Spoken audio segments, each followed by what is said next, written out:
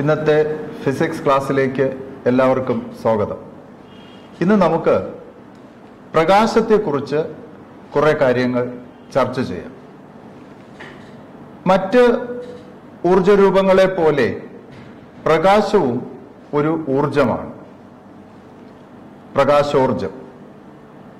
പ്രകാശത്തെ സംബന്ധിച്ച് നിരവധി പഠനങ്ങൾ നടന്നിട്ടുണ്ട്. നമുക്ക് പ്രകാശത്തെക്കുറിച്ച് പല ശാസ്ത്രജ്ഞന്മാരും ആവിഷ്കരിച്ചിട്ടുള്ള സിദ്ധാന്തങ്ങൾ ഏതെല്ലാമാണെന്ന് നോക്കാം. അതിൽ ഒന്നാമതായി നമ്മൾ ചർച്ച ചെയ്യുന്നത് കണികാ സിദ്ധാന്തമാണ്. Corpuscular theory of light. ഇത് ആവിഷ്കരിച്ചത് സർ ഐസക് ന്യൂട്ടനാണ്. പ്രകാശം എന്ന് പറയുന്നത് വളരെ ചെറിയ ഇലാസ്തികതയുള്ള നേർരേഖയിൽ മാത്രം സഞ്ചരിക്കുന്ന ഊർജ കണങ്ങളാൽ നിർമ്മിതമാണ്, അല്ലെങ്കിൽ ഊർജ കണങ്ങളുടെ പ്രവാഹമാണ് എന്നാണ് സർ ഐസക് ന്യൂട്ടൺ കണികാ സിദ്ധാന്തത്തിലൂടെ പ്രകാശത്തെക്കുറിച്ച് പറയുന്നത്. ഈ സിദ്ധാന്തത്തിന് പ്രകാശത്തിന്റെ നേർരേഖാ സഞ്ചരണം, റെക്റ്റിലീനിയർ പ്രൊപ്പഗേഷൻ, റിഫ്ലക്ഷൻ, പ്രതിപതനം, റിഫ്രാക്ഷൻ തുടങ്ങിയ പ്രതിഭാസങ്ങളെ തൃപ്തികരമായി വിശദീകരിക്കാൻ സാധിച്ചു. എന്നാൽ ഡിഫ്രാക്ഷൻ, ഇന്റർഫറൻസ് തുടങ്ങിയ പ്രതിഭാസങ്ങൾ തൃപ്തികരമായി വിശദീകരിക്കാൻ ഈ സിദ്ധാന്തത്തിന് സാധിച്ചില്ല.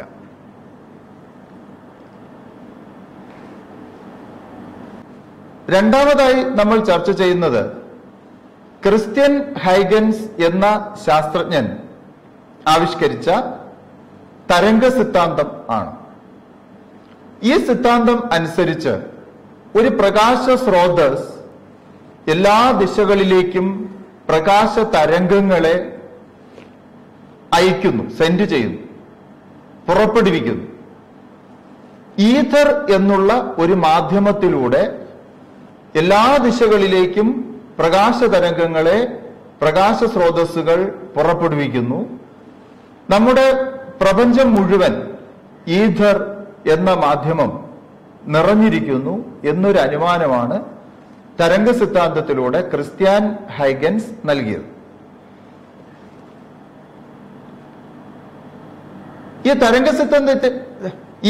സിദ്ധാന്തത്തിന്റെ ഒരു അപര്യാപ്തത എന്ന് പറയുന്നത്, ഈ തരംഗ സിദ്ധാന്തത്തിന്റെ ഒരു ഡീമെരിറ്റ് എന്ന് പറയുന്നത് ഈഥർ എന്ന മാധ്യമം നിറഞ്ഞിരിക്കുന്നു എന്നുള്ള അനുമാനം തന്നെയാണ്. കൂടാതെ ഈ സിദ്ധാന്തത്തിന് പ്രകാശത്തിന്റെ നേർരേഖാ സഞ്ചരണം, പോളറൈസേഷൻ, കോംപ്റ്റൺ പ്രഭാവം, ഫോട്ടോ ഇലക്ട്രിക് പ്രഭാവം തുടങ്ങിയ പ്രതിഭാസങ്ങളെ തൃപ്തികരമായി വിശദീകരിക്കാൻ സാധിച്ചില്ല. മൂന്നാമതായി പ്രകാശത്തിന്റെ വൈദ്യുത കാന്തിക തരംഗ സിദ്ധാന്തം, electromagnetic wave theory of light. Maxwell എന്ന ശാസ്ത്രജ്ഞനാണ് ഈ സിദ്ധാന്തം ആവിഷ്കരിച്ചത്. ഈ സിദ്ധാന്തം അനുസരിച്ച് വൈദ്യുത മണ്ഡലത്തിന്റെയും കാന്തിക മണ്ഡലത്തിന്റെയും ഒരു സമന്വിത രൂപത്തിന് ശൂന്യതയിലൂടെ 3x10⁸ മീറ്റർ പെർ സെക്കൻഡ് വേഗതയിൽ സഞ്ചരിക്കാൻ സാധിക്കും. വൈദ്യുത മണ്ഡലത്തിന്റെയും കാന്തിക മണ്ഡലത്തിന്റെയും ഈ സമന്വിത രൂപമാണ് പ്രകാശം എന്ന് പിന്നീട് ലിയോൺ ഫൂക്കാൾട്ട് എന്ന ശാസ്ത്രജ്ഞൻ തെളിയിക്കുകയുണ്ടായി. ഈ സിദ്ധാന്തത്തിന്, വൈദ്യുത കാന്തിക തരംഗ സിദ്ധാന്തത്തിന് ഫോട്ടോ ഇലക്ട്രിക് പ്രഭാവം തൃപ്തികരമായി വിശദീകരിക്കാൻ സാധിച്ചില്ല. അടുത്തതായി പ്രകാശത്തിന്റെ quantum theory of light, photon theory of light. Max Planck എന്ന ഒരു ശാസ്ത്രജ്ഞനാണ് ഈ സിദ്ധാന്തം ആവിഷ്കരിച്ചത്. ഈ സിദ്ധാന്തം അനുസരിച്ച് പ്രകാശം വളരെ ചെറിയ എനർജി പോക്കറ്റ്സ്, ഊർജ കണങ്ങളാൽ നിർമ്മിതമാണ്. ഈ കണങ്ങളുടെ പ്രവാഹമാണ് പ്രകാശം. ഈ കണങ്ങളെ ഫോട്ടോൺസ് എന്ന് പറയുന്നു. ഫോട്ടോണുകൾക്ക് ഒരു നിശ്ചിത അളവ് ഊർജം ഉണ്ട്. ഇവ ഏത് പ്രതലത്തിൽ പതിക്കുന്നുവോ ആ പ്രതലത്തിലുള്ള ആറ്റങ്ങളിലേക്ക് ഈ ഊർജം കൈമാറ്റം ചെയ്യുകയും അങ്ങനെ ആ ആറ്റങ്ങളിലുള്ള ഇലക്ട്രോണുകൾക്ക് ആവശ്യമായ ഊർജം ലഭിക്കുമ്പോൾ അവ ആറ്റത്തിന്റെ ന്യൂക്ലിയസിൽ നിന്നുള്ള ആകർഷണ വലയത്തെ ഭേദിച്ച് പുറത്തേക്ക് വരും എന്നുള്ള സിദ്ധാന്തം വളരെയധികം അംഗീകരിക്കപ്പെട്ട സിദ്ധാന്തമാണ്. എന്ന് മാത്രമല്ല, ഈ സിദ്ധാന്തത്തിന്റെ അടിസ്ഥാനത്തിൽ ഫോട്ടോ ഇലക്ട്രിക് പ്രഭാവം, അതായത് ക്വാണ്ടം തിയറി ഓഫ് ലൈറ്റിന്റെ അടിസ്ഥാനത്തിൽ ഫോട്ടോ ഇലക്ട്രിക് പ്രഭാവം തൃപ്തികരമായി വിശദീകരിച്ചതിനാണ് ആൽബർട്ട് ഐൻസ്റ്റീന് നോബൽ സമ്മാനം ലഭിച്ചിട്ടുള്ളത് എന്ന കാര്യവും പ്രത്യേകം ഓർമ്മിക്കുക. ഇനി നമുക്ക് പ്രകാശത്തിന്റെ ചില പ്രതിഭാസങ്ങളെ കുറിച്ച് ചർച്ച ചെയ്യാം. ആദ്യമായി നമ്മൾ പ്രകാശത്തിന്റെ പ്രതിപതനം, റിഫ്ലക്ഷൻ ഓഫ് ലൈറ്റ് ആണ് ചർച്ച ചെയ്യുന്നത്. നമ്മുടെ മുഖം നോക്കുന്ന കണ്ണാടി, അതായത് സമതല ദർപ്പണം, തലത്തിന്, പ്രതിപതന തലത്തിന് യാതൊരു വളവും ഇല്ലാത്ത ദർപ്പണമാണ് സമതല ദർപ്പണം. ഈ സമതല ദർപ്പണത്തിൽ പ്രതിബിംബം രൂപീകരിക്കപ്പെടുന്നത് പ്രതിപതനം മുഖേനയാണ്. ഏതൊരു മിനുസമാർന്ന പ്രതലത്തിലും പ്രതിപതനം നടക്കുന്നുണ്ട്. പ്രതിപതനം മുഖേന സമതല ദർപ്പണം പ്രതിബിംബങ്ങൾ രൂപീകരിക്കപ്പെടും. ഈ പ്രതിബിംബത്തിന്റെ സവിശേഷതകൾ എന്തൊക്കെയായിരിക്കും? സമതല ദർപ്പണത്തിന് മുന്നിൽ വസ്തു എത്ര അകലത്തിലാണോ അത്രയും പിറകിലായിരിക്കും സമതല ദർപ്പണത്തിൽ നിന്നും പ്രതിബിംബം രൂപം കൊള്ളുന്നത്. അതുപോലെ തന്നെ വസ്തുവിന്റെ അതേ വലിപ്പത്തിലുള്ള, അതേ സൈസിലുള്ള പ്രതിബിംബമാണ് രൂപീകരിക്കപ്പെടുക. പ്രതിബിംബം നിവർന്നതായിരിക്കും, മിഥ്യയായിരിക്കും. എന്താണ് മിഥ്യ? ഉണ്ടാകുന്ന പ്രതിബിംബത്തെ ഒരു പ്രതലത്തിൽ, ഒരു സ്ക്രീനിൽ പതിപ്പിക്കാൻ നമുക്ക് സാധിക്കുന്നില്ല. ഒരു സമതല ദർപ്പണം രൂപീകരിക്കുന്ന പ്രതിബിംബത്തെ ഒരു സ്ക്രീനിൽ പതിപ്പിക്കാൻ നമുക്ക് സാധിക്കാത്തത് കൊണ്ട് അത്തരം പ്രതിബിംബത്തെ മിഥ്യാപ്രതിബിംബം എന്നാണ് പറയുന്നത്.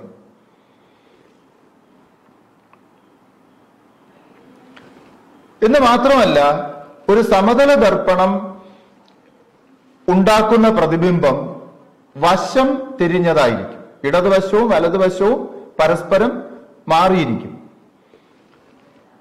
ഇതിന് നമ്മൾ ലാറ്ററൽ ഇൻവേർഷൻ എന്നാണ് പറയുക. വശം തിരിയുക, ലാറ്ററൽ ഇൻവേർഷൻ.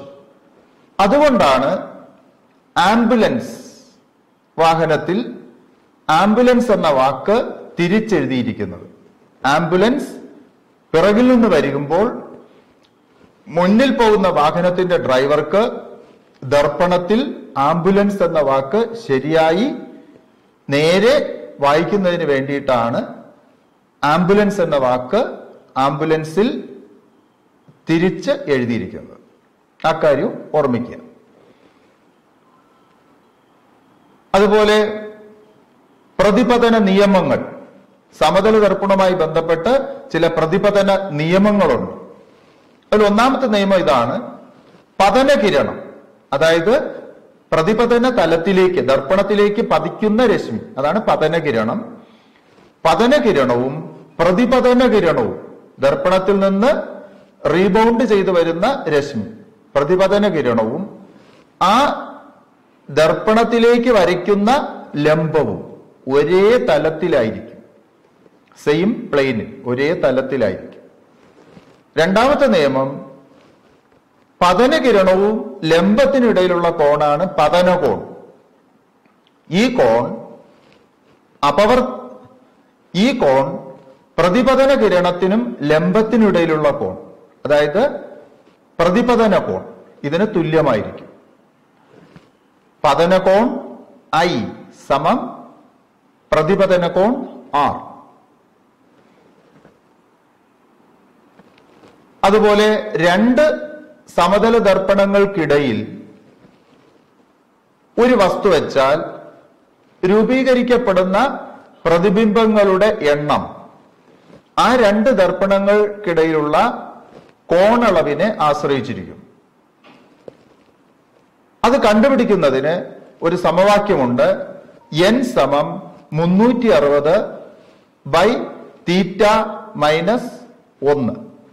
തീറ്റ എന്നുള്ളത് കോണളവിനെ സൂചിപ്പിക്കും.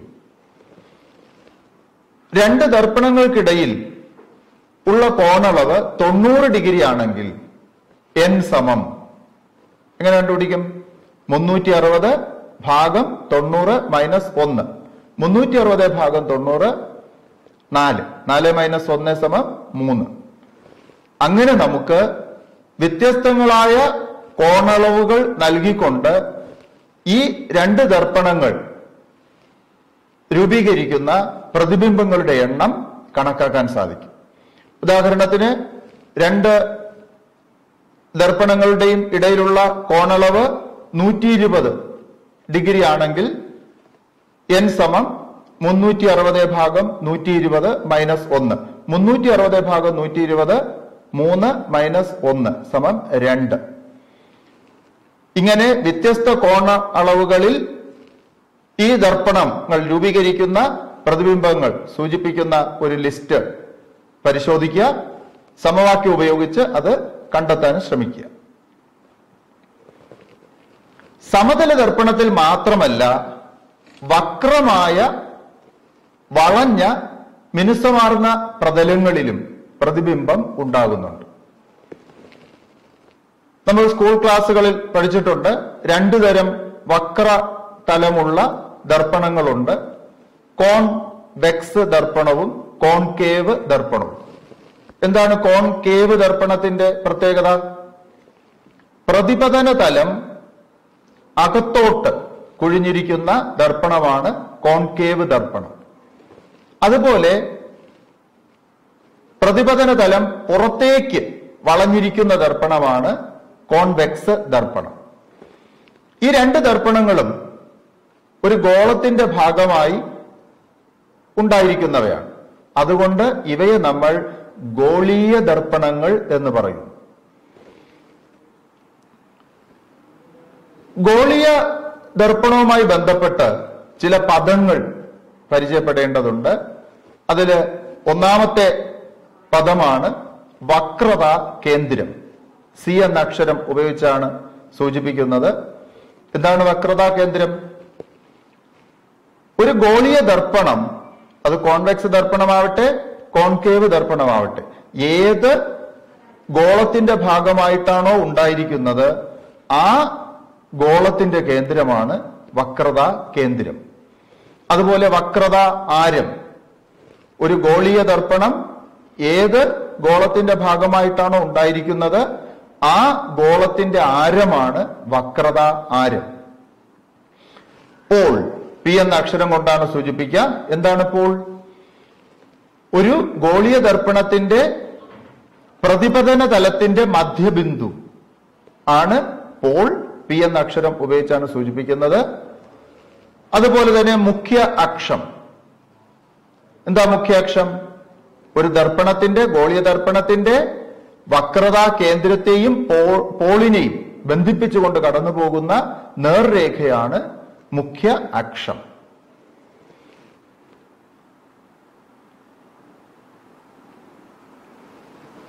അതുപോലെ തന്നെ മറ്റൊരു പദമാണ് മുഖ്യ ഫോക്കസ്. ഒരു കോൺകേവ് ദർപ്പണത്തിന്റെ മുഖ്യ അക്ഷത്തിന് സമീപം, മുഖ്യ അക്ഷത്തിന് സമാന്തരമായി ദർപ്പണത്തിൽ പതിക്കുന്ന പ്രകാശകിരണങ്ങൾ പ്രതിപതനത്തിനു ശേഷം മുഖ്യ അക്ഷത്തിലെ ഒരു ബിന്ദുവിൽ കേന്ദ്രീകരിക്കുന്നു. ഈ ബിന്ദുവിനെ കോൺകേവ് ദർപ്പണത്തിന്റെ മുഖ്യ ഫോക്കസ് എന്ന് പറയുന്നു. യഥാർത്ഥത്തിൽ പ്രകാശരശ്മികൾ ഈ ബിന്ദുവിൽ കേന്ദ്രീകരിക്കുന്നത് കൊണ്ട് ഈ ബിന്ദുവിനെ യഥാർത്ഥ ഫോക്കസ് എന്ന് പറയും. അതായത് ഒരു കോൺകേവ് ദർപ്പണത്തിന്റെ ഫോക്കസ് യഥാർത്ഥമാണ്. അതേസമയം ഒരു കോൺവെക്സ് ദർപ്പണത്തിന്റെ മുഖ്യ അക്ഷത്തിന് സമാന്തരവും സമീപവും ആയി ദർപ്പണത്തിൽ പതിക്കുന്ന പ്രകാശരശ്മികൾ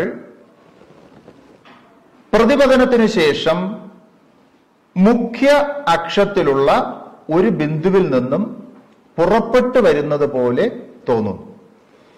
ഈ ബിന്ദുവാണ് ഒരു കോൺവെക്സ് ദർപ്പണത്തിന്റെ മുഖ്യ ഫോക്കസ്. ഈ ബിന്ദുവിനെ മിഥ്യാ ഫോക്കസ് എന്നാണ് പറയുന്നത്. യഥാർത്ഥത്തിൽ പ്രകാശരശ്മികൾ കേന്ദ്രീകരിക്കുന്നില്ല, അതുകൊണ്ട് വികേന്ദ്രീകരിക്കുന്നുമില്ല. അതുകൊണ്ട് ഈ ബിന്ദുവിനെ മിഥ്യാ ഫോക്കസ് എന്ന് പറയുന്നു.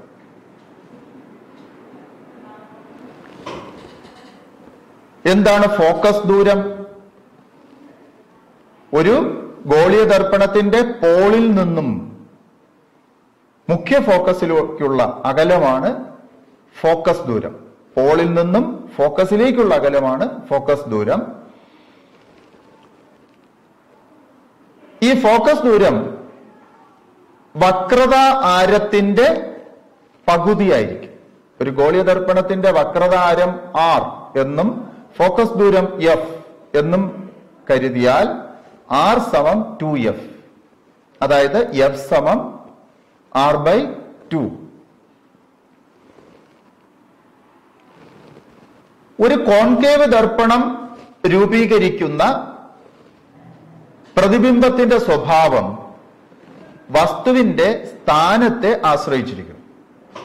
ഒരു കോൺകേവ് ദർപ്പണം രൂപീകരിക്കുന്ന പ്രതിബിംബത്തിന്റെ സവിശേഷതകൾ വസ്തുവിന്റെ സ്ഥാനത്തെ ആശ്രയിച്ചിരിക്കുന്നു. ഒരു കോൺവെക്സ് ദർപ്പണം രൂപീകരിക്കുന്ന പ്രതിബിംബം എല്ലായ്പ്പോഴും മിഥ്യയും നിവർന്നതും ചെറുതും ആയിരിക്കും. അതായത് കോൺവെക്സ് ദർപ്പണം രൂപീകരിക്കുന്ന പ്രതിബിംബത്തെ നമുക്കൊരു സ്ക്രീനിൽ പതിപ്പിക്കുവാൻ സാധിക്കുകയില്ല. വസ്തു എവിടെ വച്ചാലും കോൺവെക്സ് ദർപ്പണം രൂപീകരിക്കുന്ന പ്രതിബിംബത്തിന്റെ സവിശേഷതകൾ ഇത് തന്നെയാണ്. എന്ന് മാത്രമല്ല, ഉണ്ടാവുന്ന പ്രതിബിംബത്തിന്റെ സ്ഥാനം പോളിനും മുഖ്യ ഫോക്കസിനും ഇടയിലും ആയിരിക്കും. അതുകൊണ്ട് ഉണ്ടാവുന്ന പ്രതിബിംബം ചെറുതും നിവർന്നതും മിഥ്യയും ആയതുകൊണ്ട് കോൺവെക്സ് ദർപ്പണത്തിന് വളരെ വിശാലമായ ഒരു ഏരിയയുടെ പ്രതിബിംബം രൂപീകരിക്കാൻ സാധിക്കും. അതുകൊണ്ടാണ് കോൺവെക്സ് ദർപ്പണങ്ങൾ വാഹനങ്ങളിൽ റിയർ വ്യൂ മിറർ ആയി ഉപയോഗിക്കുന്നത്. പരീക്ഷയ്ക്ക് പ്രത്യേകം ഓർമ്മിക്കുക. രണ്ടു തരം ദർപ്പണങ്ങളും ഉണ്ടാക്കുന്ന പ്രതിബിംബം ഒന്നുകിൽ ചെറുതോ അല്ലെങ്കിൽ വലുതോ ആയിരിക്കും. ഉണ്ടാവുന്ന പ്രതിബിംബം വസ്തുവിനെ അപേക്ഷിച്ച് എത്ര വലുതാണ് അല്ലെങ്കിൽ എത്ര ചെറുതാണ് എന്ന് സൂചിപ്പിക്കുന്ന ഒരു സംഖ്യ ആണ് ആവർധനം, മാഗ്നിഫിക്കേഷൻ. അത് M എന്ന അക്ഷരം ഉപയോഗിച്ച് സൂചിപ്പിക്കുന്നു. അപ്പോ ആവർധനം സമം പ്രതിബിംബത്തിന്റെ ഉയരം ഭാഗം വസ്തുവിന്റെ ഉയരം. M സമം HI/HO. ആവർധനം കണക്കാക്കേണ്ടി വരുന്ന സന്ദർഭങ്ങളിൽ ഉണ്ടാവുന്ന പ്രതിബിംബം മുഖ്യ അക്ഷത്തിന് മുകളിലേക്കാണെങ്കിൽ ആ അളവ് പോസിറ്റീവായും തലകീഴായ പ്രതിബിംബമാണ് ഉണ്ടാകുന്നതെങ്കിൽ തീർച്ചയായും അത് മുഖ്യ അക്ഷത്തിന് താഴെയായിരിക്കും. ആ അളവ് നെഗറ്റീവായും, അതായത് പ്രതിബിംബത്തിന്റെ ഉയരം നെഗറ്റീവായും എടുക്കും.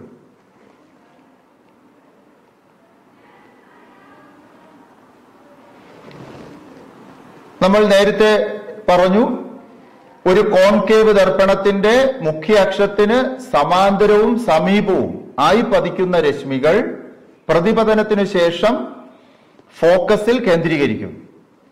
അതുപോലെ തന്നെ ഫോക്കസിൽ ഒരു പ്രകാശ സ്രോതസ് വച്ചിരുന്നാൽ അതിൽ നിന്ന് വരുന്ന പ്രകാശരശ്മികൾ പ്രതിപതനത്തിന് ശേഷം സമാന്തരമായി വളരെ അകലേക്ക് പോകും.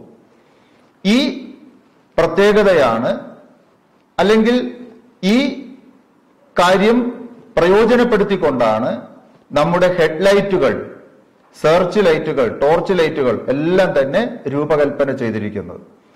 ഈ ലൈറ്റുകളിലുള്ള ദർപ്പണങ്ങളെല്ലാം കോൺകേവ് ദർപ്പണങ്ങൾ.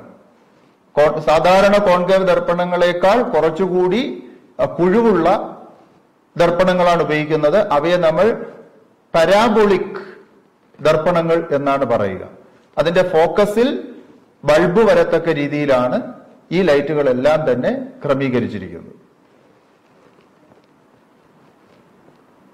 ദർപ്പണങ്ങളെ സംബന്ധിച്ച് ഓർത്തിരിക്കേണ്ട ഒരു സമവാക്യമുണ്ട്, ദർപ്പണ സമവാക്യം. 1/f സമം 1/u പ്ലസ് 1/v. എന്താണ് f? ഫോക്കസ് ദൂരം, u വസ്തുവിലേക്കുള്ള അകലം, v പ്രതിബിംബത്തിലേക്കുള്ള അകലം. 1/f സമം 1/u പ്ലസ് 1/v.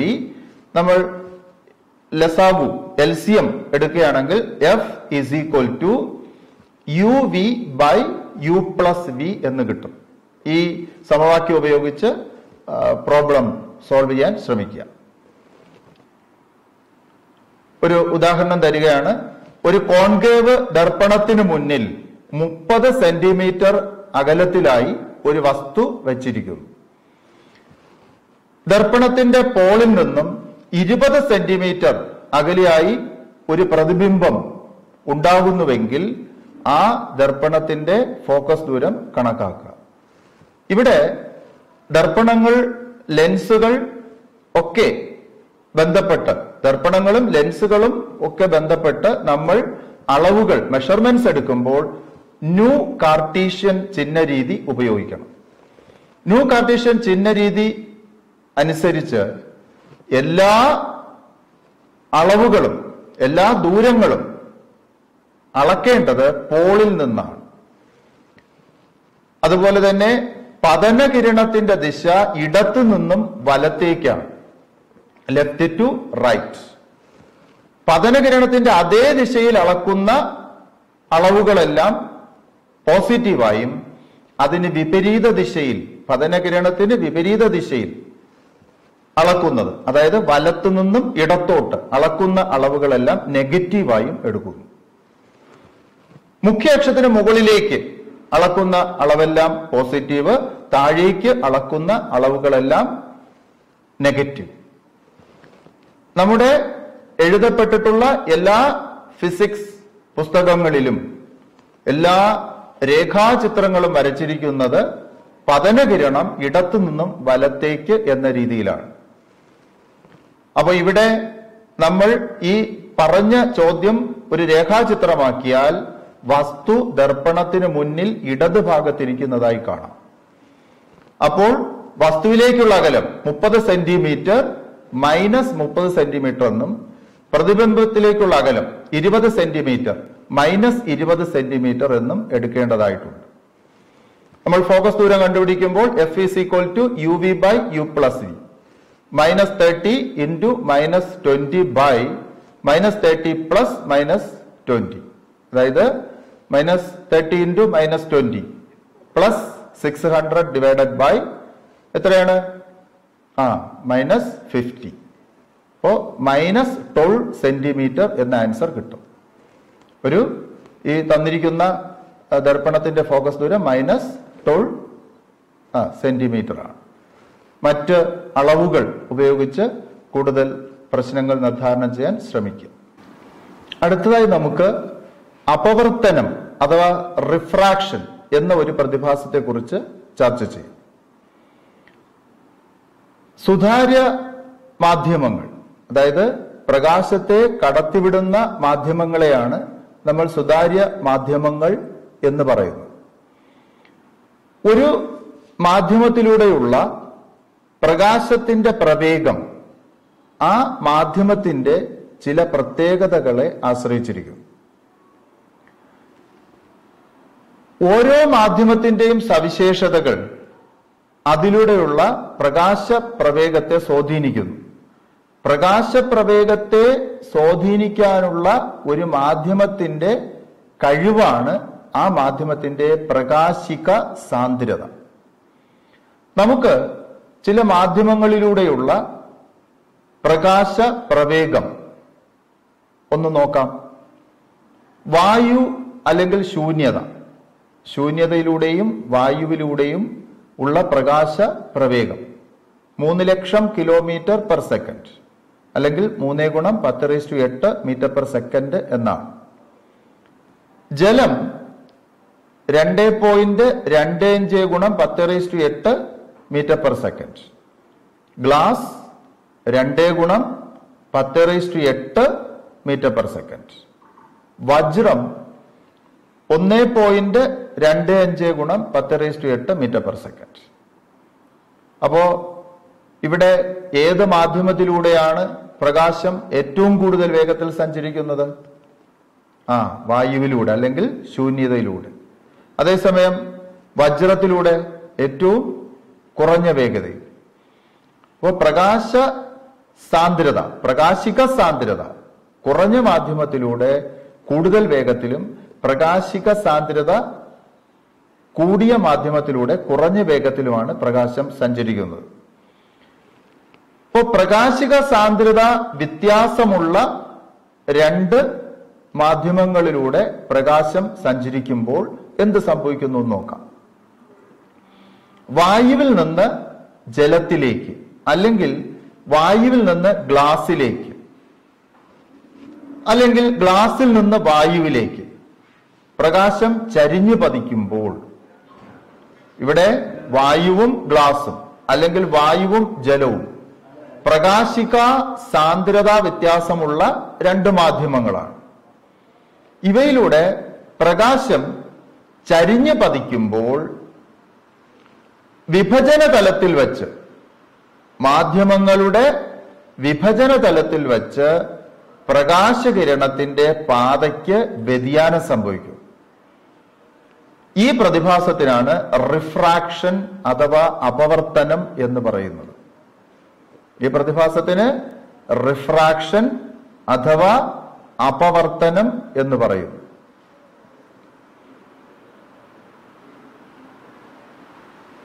എന്താണ് അപവർത്തന നിയമങ്ങൾ? പ്രതിപതന നിയമങ്ങൾ ഉള്ളതുപോലെ അപവർത്തന നിയമങ്ങളും ഉണ്ട്. എന്തൊക്കെയാണ് അപവർത്തന നിയമങ്ങൾ?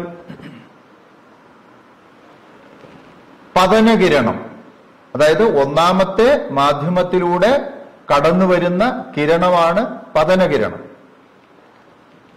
രണ്ടാമത്തെ മാധ്യമത്തിലൂടെ കടന്നു പോകുന്നത് അപവർത്തന കിരണം. ഇപ്പൊ പതനകിരണം, അപവർത്തന കിരണം വിഭജന തലത്തിന് ലംബമായി വരയ്ക്കുന്ന സാങ്കല്പിക രേഖ അഥവാ ലംബം, ഇവ മൂന്നും ഒരേ തലത്തിലായിരിക്കും.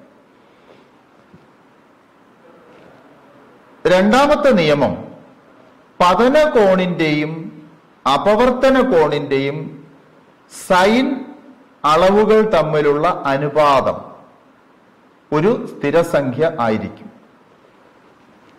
അതായത് പതനകോൺ ഐ സൈൻ ഐ, അപവർത്തന കോൺ R sine R. Sine I by sine R is equal to N. ഈ എൻ ഒരു സ്ഥിരസംഖ്യയാണ്. ഈ സ്ഥിരസംഖ്യയെ അപവർത്തനാങ്കം എന്ന് പറയുന്നു. അപ്പോ അപവർത്തനാങ്കം എൻ സമം sine I by sine R. അപവർത്തനാങ്കം കണ്ടെത്താൻ മറ്റൊരു സമവാക്യം കൂടിയുണ്ട്. അപവർത്തനാങ്കം n സമം ശൂന്യതയിലൂടെയുള്ള പ്രകാശത്തിന്റെ പ്രവേഗം. അത് സി എന്ന അക്ഷരം കൊണ്ടാണ് സൂചിപ്പിക്കുക. ഭാഗം മാധ്യമത്തിലൂടെയുള്ള പ്രകാശത്തിന്റെ പ്രവേഗം. ഉദാഹരണത്തിന് പ്രകാശം ശൂന്യതയിൽ നിന്ന് ജലത്തിലേക്ക് അല്ലെങ്കിൽ വായുവിൽ നിന്ന് ജലത്തിലേക്കാണ് പ്രവേശിക്കുന്നതെങ്കിൽ n സമം, n എന്നത് ജലത്തിന്റെ അപവർത്തനാങ്കമാണ്. n സമം ശൂന്യതയിലൂടെയുള്ള പ്രകാശത്തിന്റെ പ്രവേഗം ഭാഗം ജലത്തിലൂടെയുള്ള പ്രകാശത്തിന്റെ പ്രവേഗം. അതായത് 3 ഗുണം 10⁸8 ഭാഗം 2.25, 2 ഗുണം 2.25. n സമം 3 ഗുണം 10⁸8 ഭാഗം 2.25 ഗുണം 10⁸8 സമം 1.33 എന്ന് കിട്ടും. ഇത് ഒരു യൂണിറ്റ് ഇല്ലാത്ത അനുപാത സംഖ്യയാണ്. n സമം sine I by sine r എന്നുള്ളത് സ്നെൽ നിയമം എന്ന് അറിയപ്പെടുന്നു. ഒരു മാധ്യമത്തിന് മറ്റൊരു മാധ്യമത്തെ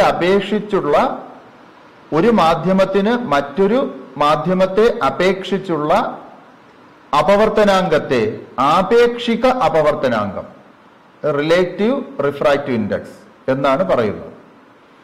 അതുപോലെ തന്നെ സൂര്യപ്രകാശം അല്ലെങ്കിൽ മറ്റൊരു പ്രകാശ രശ്മി ശൂന്യതയെ അപേക്ഷിച്ച് ഒരു മാധ്യമത്തിന്റെ അപവർത്തനാങ്കം പറയുമ്പോൾ അത് കേവല അപവർത്തനാങ്കം അഥവാ അബ്സല്യൂട്ട് റിഫ്രാക്റ്റീവ് ഇൻഡെക്സ് എന്ന് പറയും. ശൂന്യതയെ അപേക്ഷിച്ച് ഒരു മാധ്യമത്തിന്റെ അപവർത്തനാങ്കമാണ് കേവല അപവർത്തനാങ്കം അഥവാ അബ്സല്യൂട്ട് റിഫ്രാക്റ്റീവ് ഇൻഡെക്സ്.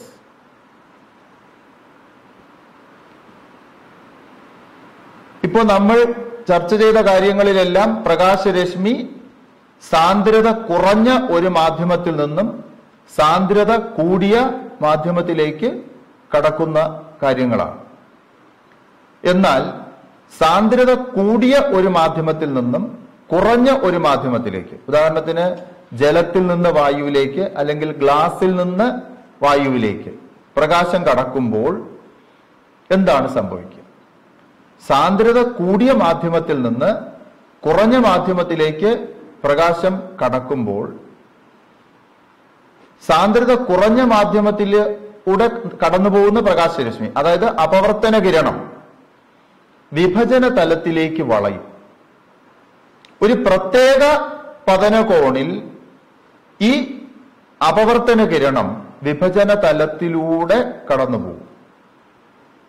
ആ സമയത്ത് അപവർത്തന കോൺ 90 ഡിഗ്രി ആവുകയും സാന്ദ്രത കൂടിയ മാധ്യമത്തിലെ പതന കോൺ ക്രിട്ടിക്കൽ കോൺ എന്ന് അറിയപ്പെടുകയും ചെയ്യും.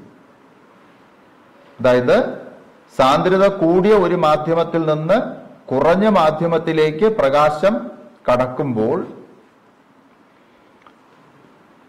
സാന്ദ്രത കുറഞ്ഞ മാധ്യമത്തിലെ അപവർത്തന കോൺ 90 ഡിഗ്രി ആവുന്ന സമയത്ത് സാന്ദ്രത കൂടിയ മാധ്യമത്തിലെ പതന കോണാണ് ക്രിട്ടിക്കൽ കോൺ. ജലത്തിന്റെ ക്രിട്ടിക്കൽ കോൺ 48.6 ഡിഗ്രിയാണ്.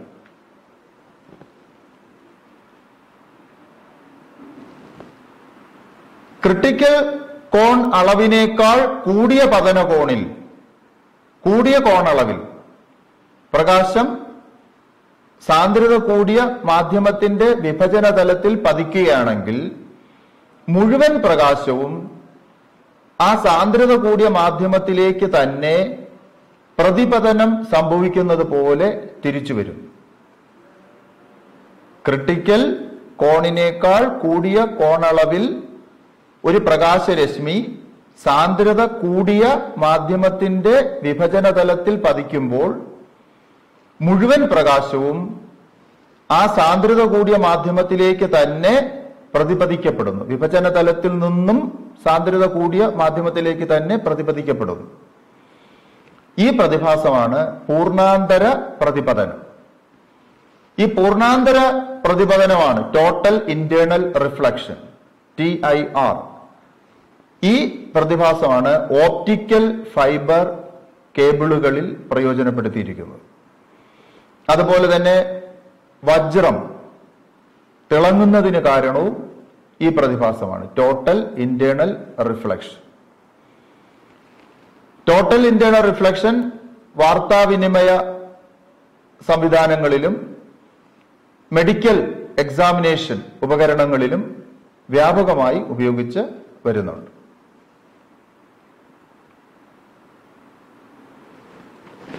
ഇനി നമുക്ക് ലെൻസുകളെ കുറിച്ച് കാര്യങ്ങൾ ചർച്ച ചെയ്യാം.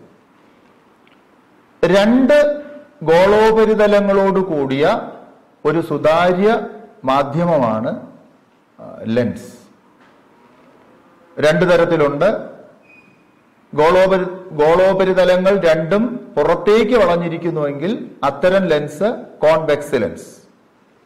അകത്തേക്കാണ് ഉപരിതലങ്ങൾ വളഞ്ഞിരിക്കുന്നതെങ്കിൽ അത്തരം ലെൻസ് കോൺകേവ് ലെൻസ്. ഇവയ്ക്കും നമ്മൾ ദർപ്പണത്തിൽ പഠിച്ചതുപോലെ കുറെ റിലേറ്റഡ് ടേംസ്, ഇവയുമായി ബന്ധപ്പെട്ടിരിക്കുന്ന കുറെ പദങ്ങളുണ്ട്. ദർപ്പണത്തിൽ പോൾ എന്ന് നമ്മൾ പറഞ്ഞു, അതായത് പ്രതിപതന തലത്തിന്റെ മധ്യബിന്ദു.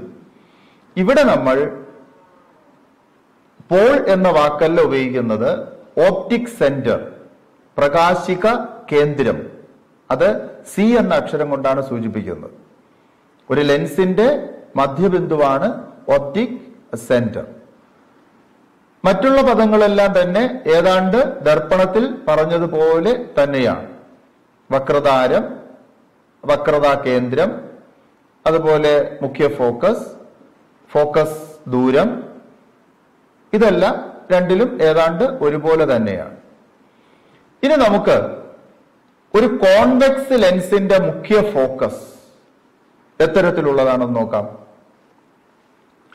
ഒരു കോൺവെക്സ് ലെൻസിന്റെ മുഖ്യ അക്ഷത്തിന് സമീപവും സമാന്തരവുമായി പതിക്കുന്ന പ്രകാശരശ്മികൾ അപവർത്തനത്തിനു ശേഷം, വളരെയധികം ശ്രദ്ധിക്കേണ്ട ഒരു കാര്യമാണ്, ദർപ്പണങ്ങളിൽ പ്രതിപതനവും ലെൻസുകളിൽ അപവർത്തനവുമാണ് സംഭവിക്കുക. അപവർത്തനത്തിനു ശേഷം മറുവശത്തുള്ള മുഖ്യ അക്ഷത്തിലെ ഒരു ബിന്ദുവിൽ കേന്ദ്രീകരിക്കും. ഇവിടെ പ്രകാശരശ്മികൾ യഥാർത്ഥത്തിൽ കേന്ദ്രീകരിക്കുന്നത് കൊണ്ട് ഈ ഫോക്കസിനെ നമ്മൾ യഥാർത്ഥ ഫോക്കസ് എന്ന് പറയും. അതേസമയം കോൺകേവ് ലെൻസിൽ മുഖ്യ അക്ഷത്തിന് സമീപവും സമാന്തരവുമായി പതിക്കുന്ന പ്രകാശ രശ്മികൾ അപവർത്തനത്തിനു ശേഷം അതേ വശത്തുള്ള മുഖ്യ അക്ഷത്തിലെ ഒരു ബിന്ദുവിൽ നിന്നും പരസ്പരം അകന്നു പോകുന്നത് പോലെ തോന്നുന്നു. അതുകൊണ്ട് ആ ബിന്ദുവിനെ നമ്മൾ മിഥ്യാ ഫോക്കസ് എന്ന് പറയും. അപ്പൊ കോൺവെക്സ് ലെൻസിൽ യഥാർത്ഥ ഫോക്കസും കോൺകേവ് ലെൻസിൽ മിഥ്യാ ഫോക്കസുമാണ് രൂപീകരിക്കപ്പെടുക. ഇനി ഒരു ലെൻസ് സമവാക്യം എന്താണ്? 1/f സമം 1/v മൈനസ് 1/u. 1/f സമം 1/v മൈനസ് 1/u. ദർപ്പണ സമവാക്യവുമായി ചെറിയൊരു വ്യത്യാസമുണ്ട്. ദർപ്പണ സമവാക്യം എന്താണ്? 1/f സമം 1/u പ്ലസ് 1/v. ഇവിടെ 1/v മൈനസ് 1/u എന്നാണ്. ന്യൂ കാർട്ടീഷ്യൻ ചിഹ്നരീതി അനുസരിച്ച് യുവും വിയും മെഷർ ചെയ്യുമ്പോഴാണ് യു നെഗറ്റീവായി വരുന്നത്. എന്താണ് ഒരു ലെൻസിന്റെ പവർ? മീറ്ററിലുള്ള ഫോക്കസ് ദൂരത്തിന്റെ വിൽക്രമം ആണ് ഒരു ലെൻസിന്റെ പവർ. അതായത് ഫോക്കസ് ദൂരം സെന്റിമീറ്ററിൽ തന്നിരിക്കുകയാണെങ്കിൽ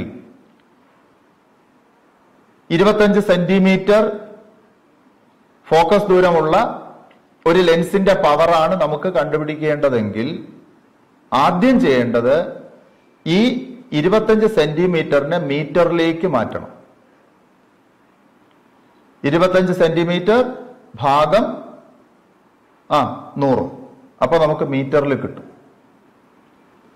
ഇതിന്റെ വിൽക്രമം, മീറ്ററിലുള്ള ഫോക്കസ് ദൂരത്തിന്റെ റെസിപ്രോക്കൽ വിൽക്രമം, അതായത് P = 1/f. ഇവിടെ എന്താണ്? P = 1/f. P = 1/25/100, അതായത് 100/25 എന്ന് പറഞ്ഞാൽ 4. പവറിന്റെ യൂണിറ്റ് ഡയോപ്റ്റർ ആണ്. ഡയോപ്റ്റർ എന്ന് പറയുന്നത് 1/മീറ്റർ എന്നുള്ള ഒരു എക്സ്പ്രഷനാണ്. 1/മീറ്റർ ആണ് ഡയോപ്റ്റർ. അതുകൊണ്ടാണ് സെന്റിമീറ്റർ തന്നിട്ടുള്ള യൂണിറ്റിനെ മീറ്ററിലേക്ക് മാറ്റണം എന്ന് പറയുന്നത്. ഇത് വ്യാപകമായി ഉപയോഗിക്കപ്പെടുന്നത് നമ്മൾ നമ്മുടെ കണ്ണിന് എന്തെങ്കിലും വൈകല്യവുമായി ഡോക്ടറെ സമീപിക്കുന്ന സമയത്താണ് നമുക്ക് ഈ ഡയോപ്റ്റർ എന്ന വാക്ക് അല്ലെങ്കിൽ പവർ എന്ന വാക്ക് കേൾക്കാനാവുക. ഡോക്ടറുടെ കുറിപ്പിൽ ചിലർക്ക് +0.5D, ചിലർക്ക് -0.5D എന്നെല്ലാം എഴുതി കൊടുക്കുന്നത് കണ്ടിട്ടുണ്ടാവും. പവർ പോസിറ്റീവ് ആണെങ്കിൽ അത് കോൺവെക്സ് ലെൻസിനെ സൂചിപ്പിക്കുന്നു.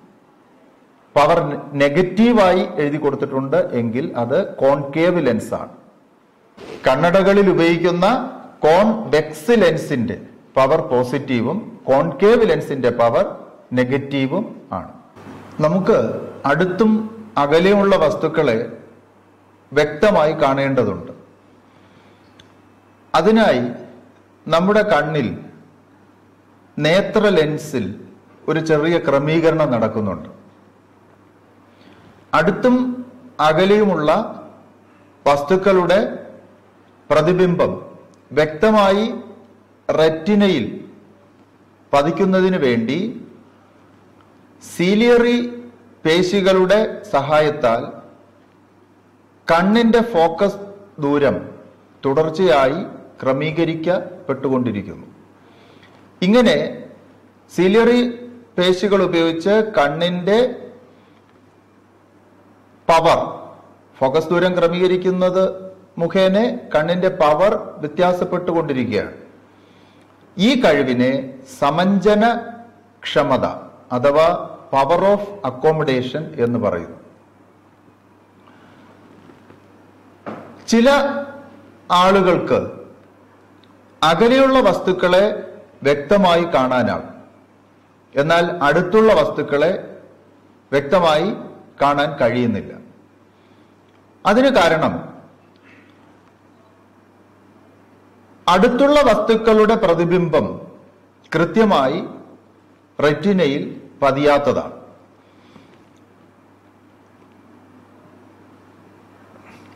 അകലെയുള്ള വസ്തുക്കളെ വ്യക്തമായി കാണാമെങ്കിലും പ്രതിബിംബം വ്യക്തമായി റെറ്റിനയിൽ പതിയാത്തത് മൂലം അടുത്തുള്ള വസ്തുക്കളെ കാണാൻ സാധിക്കാത്ത കണ്ണിന്റെ ഈ വൈകല്യത്തെ, ഈ ന്യൂനതയെ ദീർഘദൃഷ്ടി എന്ന് പറയുന്നു. ദീർഘദൃഷ്ടി അഥവാ ലോങ് സൈറ്റ്. ഇത് പരിഹരിക്കുന്നതിന് കോൺവെക്സ് ലെൻസുകളാണ് ഉപയോഗിക്കുന്നത്. അനുയോജ്യമായ പവറുള്ള കോൺവെക്സ് ലെൻസുകൾ ഉപയോഗിക്കുന്നു. ഇത്തരത്തിലുള്ള ഒരു വ്യക്തിയുടെ നിയർ പോയിന്റ് 25 സെന്റിമീറ്ററിൽ കൂടുതൽ ആയിരിക്കും. എന്താണ് ഈ നിയർ പോയിന്റ്? നമുക്ക് ഒരു പുസ്തകം വായിക്കണമെങ്കിൽ കണ്ണിൽ നിന്നും ഒരു നിശ്ചിത അകലത്തിൽ ആ പുസ്തകം പിടിക്കേണ്ടതുണ്ട്.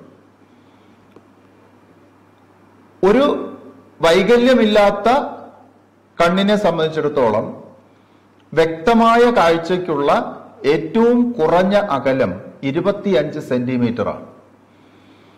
ഈ 25 സെന്റിമീറ്ററിനെയാണ് നിയർ പോയിന്റിലേക്കുള്ള അകലം എന്ന് പറയുന്നത്. ഈ നിയർ പോയിന്റിലേക്കുള്ള അകലം വ്യത്യാസപ്പെടുന്നതിനനുസരിച്ച് നമ്മുടെ കണ്ണിന്റെ പ്രവർത്തനക്ഷമതയ്ക്ക് വ്യത്യാസം വരും. അതുപോലെ തന്നെ അടുത്തുള്ള വസ്തുക്കളെ വ്യക്തമായി കാണാമെങ്കിലും അകലെയുള്ള വസ്തുക്കളെ വ്യക്തമായി കാണാൻ സാധിക്കാത്ത ചില വ്യക്തികളുണ്ട്. അതിന് കാരണം അവരുടെ ഫാർ പോയിന്റ് എന്ന് പറയുന്നത്, അതായത് വ്യക്തമായ കാഴ്ചയ്ക്കുള്ള ഏറ്റവും കൂടിയ അകലം, അതാണ് ഫാർ പോയിന്റ്. വ്യക്തമായ കാഴ്ചയ്ക്കുള്ള ഏറ്റവും കുറഞ്ഞ അകലം പോലെ തന്നെ വ്യക്തമായ കാഴ്ചയ്ക്കുള്ള ഏറ്റവും കൂടിയ അകലവുമുണ്ട്. ആ ഫാർ പോയിന്റ് അനന്തത അഥവാ ഇൻഫിനിറ്റി ആയിരിക്കില്ല. അനന്തതയേക്കാൾ കുറഞ്ഞ അകലത്തിൽ ആയിരിക്കും അവരുടെ ഫാർ പോയിന്റ്. അതുകൊണ്ട് ദൂരെയുള്ള വസ്തുക്കളെ കാണാൻ കഴിയില്ല, അടുത്തുള്ള വസ്തുക്കളെ വ്യക്തമായി കാണാൻ കഴിയുകയും ചെയ്യും. ഇത്തരം വൈകല്യത്തെ പരിഹരിക്കുന്നതിന് അനുയോജ്യമായ പവറുള്ള കോൺകേവ് ലെൻസുകളാണ് ഉപയോഗിക്കുന്നത്. ഈ വൈകല്യമാണ് ഹ്രസ്വദൃഷ്ടി അഥവാ ഷോർട്ട് സൈറ്റ് എന്ന് അറിയപ്പെടുന്നത്. അതുപോലെ സീലിയറി പേശികളുടെ പ്രവർത്തനക്ഷമത കുറെ വയസ്സായ ആൾക്കാർക്ക്, കുറെ ഏജ്ഡ് ആയിട്ടുള്ള ആൾക്കാർക്ക് ഈ സീലിയറി പേശികളുടെ പ്രവർത്തനക്ഷമത കുറയുകയും പവർ ഓഫ് അക്കോമഡേഷൻ കുറയുകയും ചെയ്യും. ഇതിന്റെ ഫലമായി വ്യക്തമായ കാഴ്ചയ്ക്കുള്ള ഏറ്റവും കുറഞ്ഞ അകലം 25 സെന്റിമീറ്റർ ആണ് നേരത്തെ പറഞ്ഞു. ആ 25 സെന്റിമീറ്റർ പിന്നിലേക്ക് പോകും. അപ്പോൾ വ്യക്തമായി പുസ്തകം വായിക്കണമെങ്കിൽ ഈ പുസ്തകം അല്ലെങ്കിൽ പത്രം കുറെ അകലേക്ക് നീട്ടിപ്പിടിക്കേണ്ടി വരും. ഇത് ഒരു ന്യൂനത അല്ല, ഒരു രോഗ അവസ്ഥ അല്ല. ഇത് ശാരീരികമായ ഒരു മാറ്റം മാത്രമാണ്. ഇതിനെ നമ്മൾ വെള്ളെഴുത്ത് അല്ലെങ്കിൽ പ്രസ് ബയോപ്പിയ എന്നാണ് പറയുന്നത്. ഈ വൈകല്യം പരിഹരിക്കുന്നതിനും അനുയോജ്യമായ പവറുള്ള കോൺവെക്സ് ലെൻസുകളാണ് ഉപയോഗിക്കുന്നത്. നമ്മൾ മഴവില്ലിനെ കുറിച്ച് കേട്ടിട്ടുണ്ട്. മഴവില്ലിൽ 7 വർണ്ണങ്ങൾ അടങ്ങിയിട്ടുണ്ട്. അപ്പോ 2 വർണ്ണങ്ങൾ, 2ഓ അതിൽ കൂടുതലോ വർണ്ണങ്ങൾ അടങ്ങിയിട്ടുള്ള പ്രകാശത്തെ സമന്വിത പ്രകാശം എന്നാണ് പറയുക. സമന്വിത പ്രകാശം ഒരു പ്രിസത്തിലൂടെയോ അല്ലെങ്കിൽ ഒരു ജലത്തുള്ളിയിലൂടെയോ കടന്നു പോകുന്ന സമയത്ത്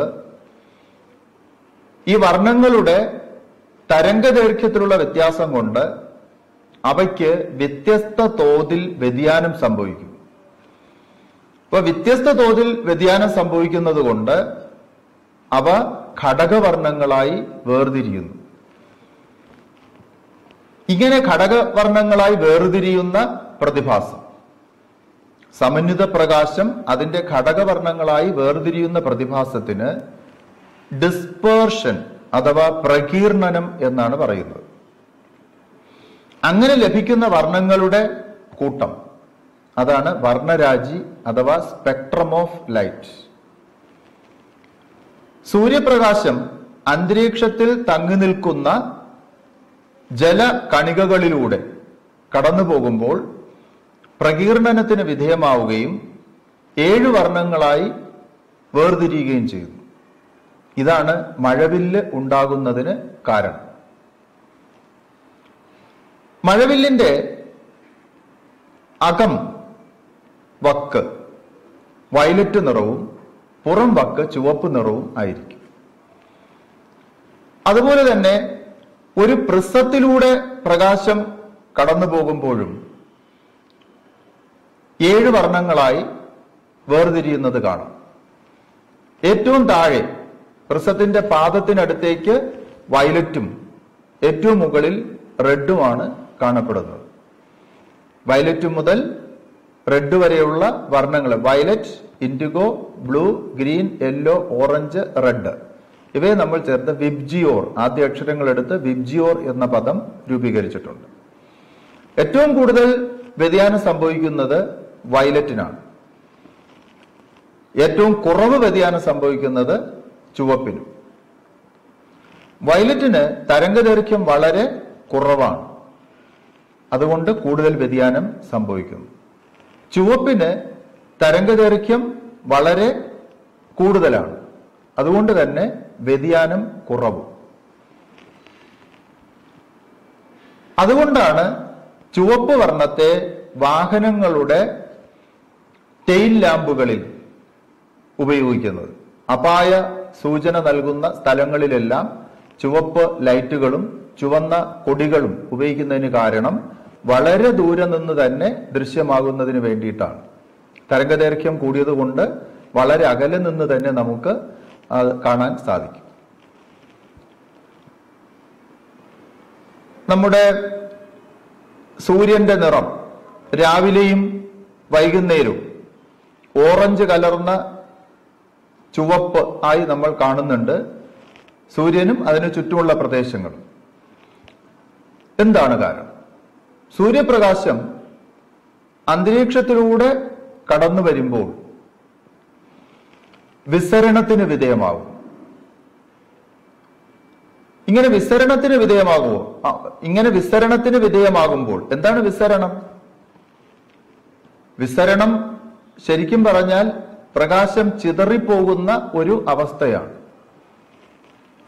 അന്തരീക്ഷത്തിലെ സൂക്ഷ്മ കണങ്ങളിൽ തട്ടി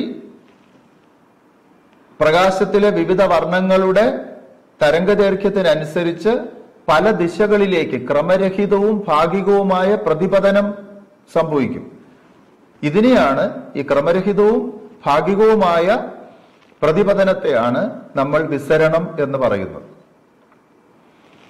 വിസരിത പ്രകാശമാണ് നമ്മുടെ കണ്ണുകളിലേക്ക് എത്തുന്നത്.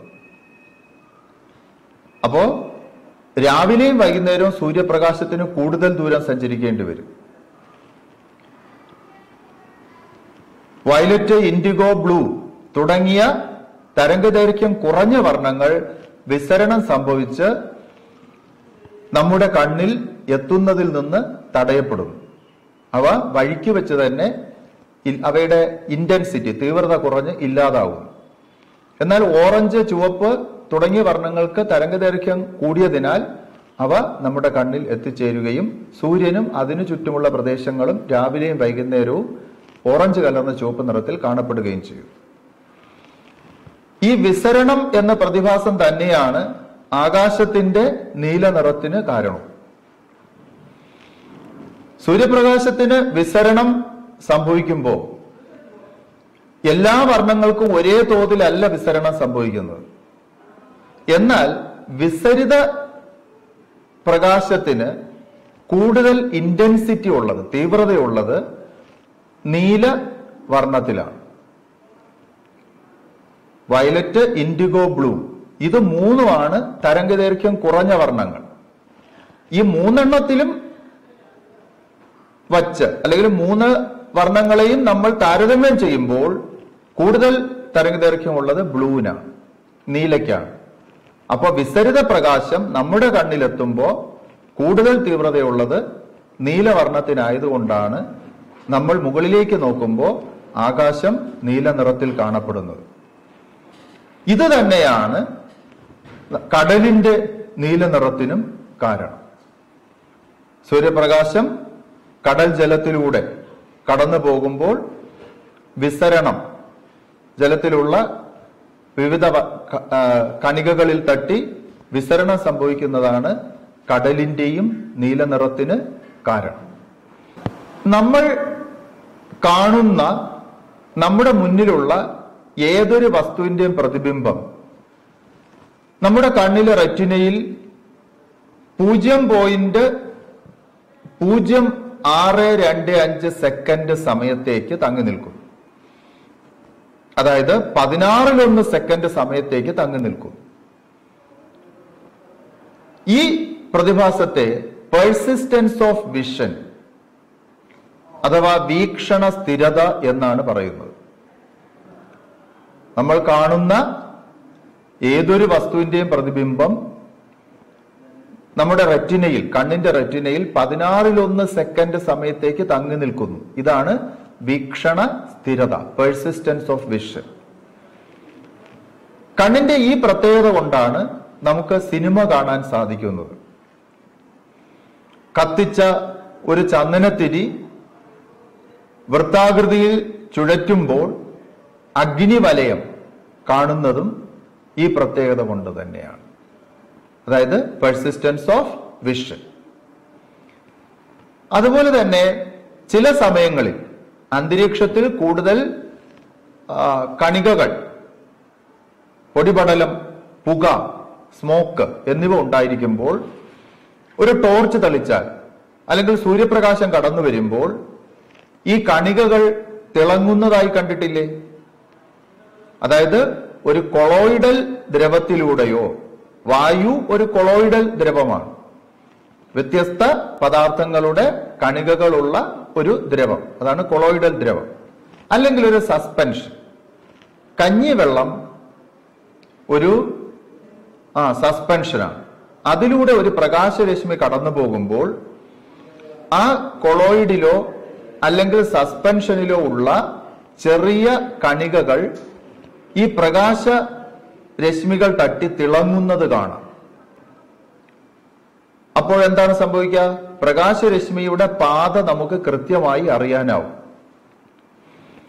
ഇങ്ങനെ ഒരു സസ്പെൻഷനിലൂടെയോ കൊളോയിഡൽ ദ്രവത്തിലൂടെയോ പ്രകാശരശ്മി കടന്നു പോകുമ്പോൾ ആ സസ്പെൻഷനിലുള്ള അല്ലെങ്കിൽ കൊളോയിഡൽ ദ്രവത്തിലുള്ള കണികകൾ പ്രകാശിതമാകുന്ന ഈ പ്രതിഭാസത്തിനാണ് ടിൻഡൽ പ്രഭാവം എന്ന് പറയുന്നത്, ടിൻഡൽ ഇഫക്റ്റ് എന്ന് പറയുന്നത്. നമുക്കറിയാം, എല്ലാ പദാർത്ഥങ്ങളും തന്മാത്രകളാൽ നിർമ്മിതമാണ്. ഈ തന്മാത്രകൾ ഖരാവസ്ഥയിലുള്ള വസ്തുക്കളിൽ കമ്പന ചലനത്തിലാണ്. അതുകൊണ്ട് തന്നെ അവയുടെ ഗതികോർജം വളരെ കുറവും ആയിരിക്കും. അതേസമയം ദ്രാവകാവസ്ഥയിലും വാതകാവസ്ഥയിലും ഉള്ള പദാർത്ഥങ്ങളിലെ തന്മാത്രകൾക്ക് സ്ഥാനാന്തര ചലനം ഉണ്ട്.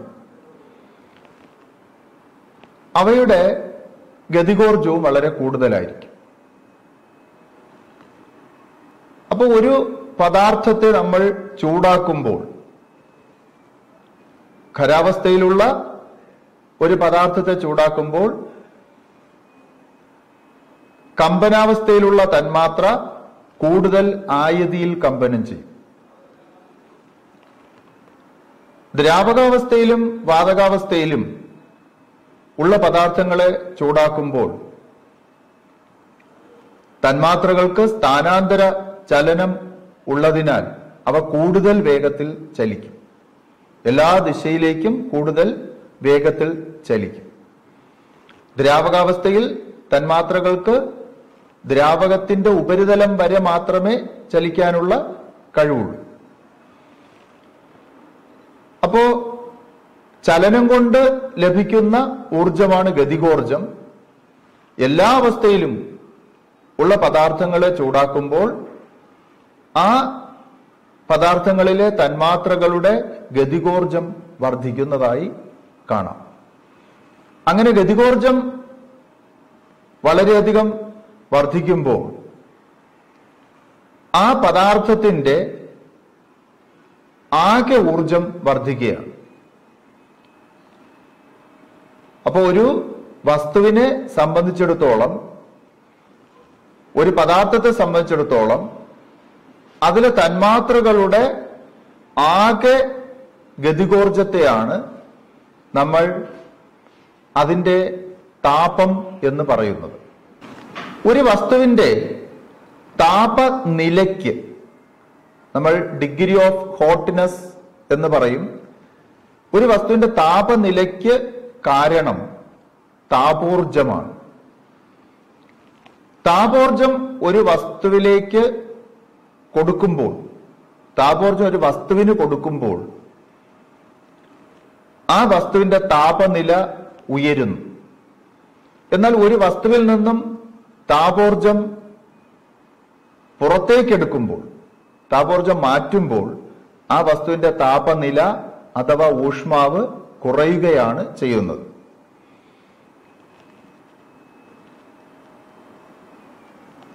ഒരു വസ്തുവിന്റെ താപനില അതിലെ തന്മാത്രകളുടെ ശരാശരി ഗതികോർജത്തിന് ആനുപാതികമാണ്. ഗതികോർജം കൂടുമ്പോൾ താപനിലയും കൂടും. താപോർജം ഊർജത്തിന്റെ ഒരു രൂപമാണ്. അതുകൊണ്ട് ഊർജം അളക്കുന്ന യൂണിറ്റിൽ തന്നെയാണ് താപോർജത്തെയും അളക്കുന്നത്. താപോർജത്തിന്റെ യൂണിറ്റ് ജൂൾ ആണ്. ഒരു പദാർത്ഥത്തിന്റെ താപനില അളക്കുന്നതിന് ഉപയോഗിക്കുന്ന ഉപകരണമാണ് തെർമോമീറ്റർ. സാധാരണയായി താപനില പ്രസ്താവിക്കുന്നത് ഡിഗ്രി സെൽഷ്യസ് എന്ന ഒരു യൂണിറ്റിലാണ്. ഊഷ്മാവ് അളക്കുന്നതിന് 3 സ്കെയിലുകളുണ്ട്. Celsius scale, Fahrenheit scale, Kelvin scale എന്നിങ്ങനെ 3 തോതുകളിൽ 3 സ്കെയിലുകളിലാണ് ഊഷ്മാവ് നമ്മൾ സാധാരണയായി അളക്കുന്നത്. സെൽഷ്യസ് സ്കെയിലിനെ പറ്റി നമുക്ക് കൂടുതലായി ചർച്ച ചെയ്യാം. ഒരു വസ്തുവിന്റെ, ഒരു പദാർത്ഥത്തിന്റെ സവിശേഷ ഗുണങ്ങളെ ആസ്പദമാക്കിയാണ് ഈ സെൽഷ്യസ് സ്കെയിൽ രൂപകൽപ്പന ചെയ്തിട്ടുള്ളത്. അതായത് ജലത്തിന്റെ ഖരണാങ്കം, ജലത്തിന്റെ തിളനില എന്നീ 2 ഊഷ്മാവുകളെ, താപനിലകളെ അടിസ്ഥാനമാക്കിയാണ് ഈ സ്കെയിൽ രൂപകൽപ്പന ചെയ്തിട്ടുള്ളത്. ഇതിൽ ഐസിന്റെ ദ്രവണാങ്കം അല്ലെങ്കിൽ ജലത്തിന്റെ ഖരണാങ്കം 0 ഡിഗ്രി സെൽഷ്യസ് ആയി എടുത്തിരിക്കുന്നു. ജലത്തിന്റെ തിളനില, ജലം തിളയ്ക്കുന്ന ഊഷ്മാവ്, അത് 100 ഡിഗ്രി സെൽഷ്യസ് ആയി എടുത്തിരിക്കുന്നു. ഈ 2 താപനിലകൾക്ക് ഇടയിലുള്ള ഊഷ്മാവിനെ 100 തുല്യ ഭാഗങ്ങളായി വിഭജിച്ചിരിക്കുന്നു. ഇതിൽ ഓരോ ഭാഗത്തെയും 1 ഡിഗ്രി സെൽഷ്യസ് എന്നാണ് പറയുക.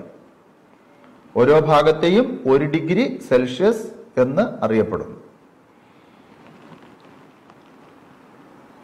0 ഡിഗ്രി സെൽഷ്യസിന് താഴെയുള്ള ഊഷ്മാവിനെ നെഗറ്റീവ് ഊഷ്മാവ് എന്ന് പറയും. ഇത് നമ്മുടെ ലബോറട്ടറികളിൽ ഉപയോഗിക്കുന്ന ലബോറട്ടറി തെർമോമീറ്ററുകൾ, മെർക്കുറി തെർമോമീറ്ററുകൾ പരിശോധിച്ചാൽ 0 താഴെ നെഗറ്റീവ് ഊഷ്മാവുകൾ രേഖപ്പെടുത്തിയിരിക്കുന്നത് കാണാനാകും. സാധാരണ ലബോറട്ടറി തെർമോമീറ്ററുകൾ, പരീക്ഷണ ആവശ്യങ്ങൾക്ക് ഉപയോഗിക്കുന്ന തെർമോമീറ്ററുകൾ എല്ലാം തന്നെ സെൽഷ്യസ് സ്കെയിൽ അടിസ്ഥാനമാക്കി ഉള്ളതാണ്. എന്താണ് ഫാരൻഹീറ്റ് സ്കെയിലിന്റെ പ്രത്യേകത? ഫാരൻഹീറ്റ് സ്കെയിലിൽ താഴ്ന്ന ഊഷ്മാവ്, ഐസിന്റെ ദ്രവണാങ്കം 32 ഡിഗ്രി ഫാരൻഹീറ്റായി എടുത്തിരിക്കുന്നു. ജലത്തിന്റെ തിളനില 212 ഡിഗ്രി ഫാരൻഹീറ്റ് എന്നും എടുത്തിട്ടുണ്ട്. ഈ 2 നിശ്ചിത താപനിലകൾക്കിടയിലുള്ള ഊഷ്മാവിനെ 180 തുല്യഭാഗങ്ങളായി വിഭജിച്ചിരിക്കുന്നു. ഓരോ ഭാഗത്തെയും 1 ഡിഗ്രി ഫാരൻഹീറ്റ് എന്ന് പറയുന്നു. 1 ഡിഗ്രി ഫാരൻഹീറ്റ് എന്നുള്ളത് 1 ഡിഗ്രി സെൽഷ്യസിനേക്കാൾ കുറഞ്ഞ അളവാണ്. ആശുപത്രികളിലും മറ്റും ഉപയോഗിക്കുന്ന ക്ലിനിക്കൽ തെർമോമീറ്ററുകൾ ആസ്പദമാക്കിയിരിക്കുന്നത് ഫാരൻഹീറ്റ് സ്കെയിലാണ്.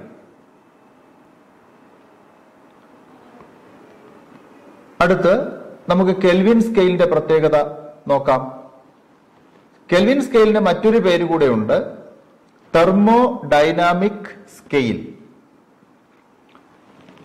ജലത്തിന്റെ triple point temperature, triple point താപനില അടിസ്ഥാനമാക്കിയാണ് ഈ സ്കെയിൽ രൂപകൽപ്പന ചെയ്തിട്ടുള്ളത്.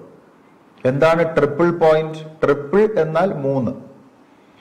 അപ്പൊ ജലത്തിന്റെ 3 അവസ്ഥകളും, ജലത്തിന്റെ 3 അവസ്ഥകൾ ഏതൊക്കെയാണ്? മഞ്ഞുകട്ട, ഐസ്, ദ്രാവക ജലം, നീരാവി. ഈ 3 അവസ്ഥകളും ഒരേ സമയം നിലനിൽക്കുന്ന, കോ എക്സിസ്റ്റ് ചെയ്യുന്ന ഒരു പ്രത്യേക ഊഷ്മാവുണ്ട്. ആ പ്രത്യേക ഊഷ്മാവിനാണ് triple point temperature of water, ജലത്തിന്റെ ട്രിപ്പിൾ പോയിന്റ് താപനില എന്ന് പറയുന്നത്. ഡിഗ്രി സെൽഷ്യസ് സ്കെയിലിൽ ഈ ഊഷ്മാവ് 0.01 ഡിഗ്രി സെൽഷ്യസ് ആണ്. കെൽവിൻ സ്കെയിലിൽ ഇത് 273.16 കെൽവിൻ ആണ്. അപ്പൊ ജലത്തിന്റെ ട്രിപ്പിൾ പോയിന്റ് ടെമ്പറേച്ചർ കെൽവിൻ സ്കെയിലിൽ 273.16 കെൽവിൻ. ജലത്തിന്റെ ട്രിപ്പിൾ പോയിന്റ് ടെമ്പറേച്ചറിന്റെ 273.16 ഒരു ഭാഗം ആണ് ഒരു കെൽവിൻ എന്നറിയപ്പെടുന്നത്.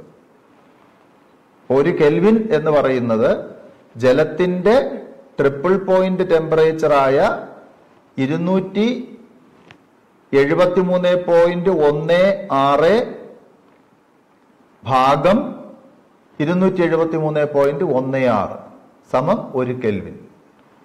ജലത്തിന്റെ ട്രിപ്പിൾ പോയിന്റ് ടെമ്പറേച്ചറിന്റെ 273.16 ഒരു ഭാഗമാണ് ഒരു കെൽവിൻ. കെൽവിൻ സ്കെയിലിൽ ഊഷ്മാവ് പറയുമ്പോൾ, കെൽവിൻ സ്കെയിലിൽ ഊഷ്മാവ് പറയുകയോ എഴുതുകയോ ചെയ്യുമ്പോൾ ഡിഗ്രി എന്ന പദം ഉപയോഗിക്കാറില്ല. 1 ഡിഗ്രി സെൽഷ്യസിന്റെയും 1 ഡിഗ്രി ഫാരൻഹീറ്റിന്റെയും പരിമാണം തുല്യമാണ്.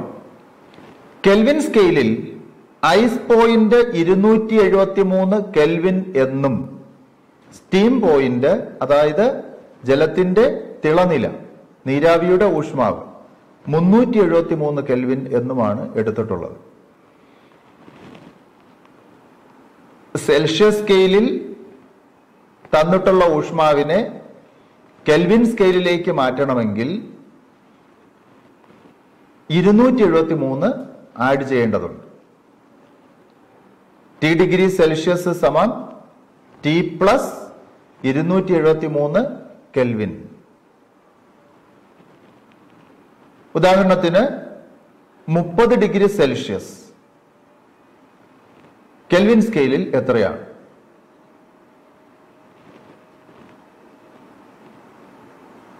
30 അധികം 273 സമം 303 കെൽവിൻ.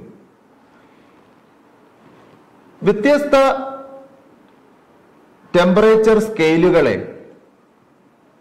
തമ്മിൽ യോജിപ്പിക്കുന്ന ഒരു സമവാക്യമുണ്ട്. സി എന്ന് പറയുന്നത് സെൽഷ്യസ് സ്കെയിലുള്ള ഊഷ്മാവും, എഫ് ഫാരൻഹീറ്റ് സ്കെയിലുള്ള ഊഷ്മാവും, കെ കെൽവിൻ സ്കെയിലുള്ള ഊഷ്മാവും ആണെങ്കിൽ സി ഭാഗം 100 സമം എഫ് മൈനസ് 32 ഭാഗം 180 സമം കെ മൈനസ് 273 ഭാഗം 100 ആയിരിക്കും. കോമൺ ഫാക്ടർ കൊണ്ട്